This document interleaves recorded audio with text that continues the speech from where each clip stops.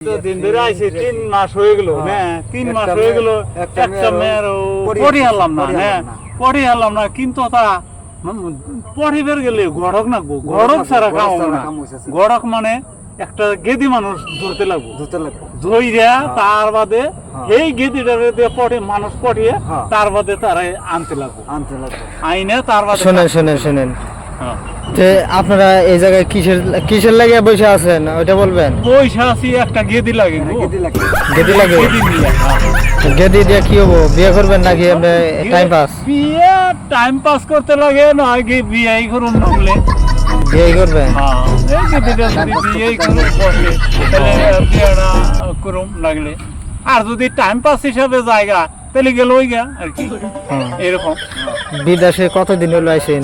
বিদেশে আইছি 3 মাস পার হয়ে গেছে 4 মাস হইল আমার 3 মাস হইছে বউ সারা কেমনে থাকে এই তার নিগে তো মানুষ একটা পড়াইতে লাগে তার নিগে আমরা একটা মানুষ বিছরিবার নইছি পাইছেন না নাই বিছরাইতে একটা গেদি মানুষ পাইছি আসবো বলে না আইলে বা কি হয় এটা না হইলে লাগলে দরকার হলে ফিরে বিয়ে করুম গঠন দিয়ে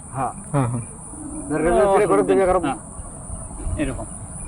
ঠিক আছে, যদি আপনারা দেখছেন বা দেখবার চাইতেছেন দেখেন পরবর্তীতে কি হয় দেখেন করেন পারবেন, যদি না বিয়া করুন তাও ওটা যদি ক্যান্সেল হয় তাহলে আমাকে আরেকটা গেদি পড়িয়ে দিবেন না। দর্শক আসসালামু আলাইকুম, আশা করি সবাই ভালো আছেন। এই দুইটা লোক দেখতে পাচ্ছেন যে বিয়ার জন্য পুরা ঠিক হয়ে গেছে, যে বেশি বেশি শেয়ার করেন, দর্শকদের জানিয়ে দেন।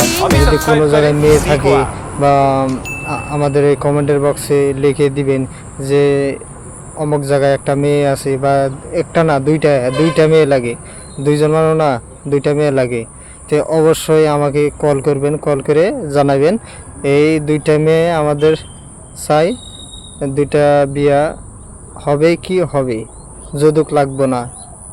ওকে, খুদা হাফিজ। আমাদের লাইনে থাকার জন্য বা পুরাপূর্ণ ভিডিও দেখার জন্য ধন্যবাদ।